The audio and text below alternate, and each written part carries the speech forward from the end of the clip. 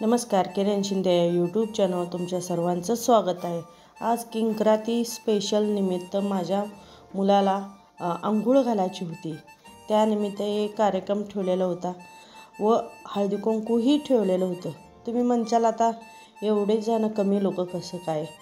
आज झाला असं आहे, आम्ही सर्वजण MSB कॉलनीत राहतो व 5 जणच राहतो आणि बाहेरच्या कुणाला आम्ही बोलवलं नाही, कारण की आम्हाला आधीच खूप उशीर झालता।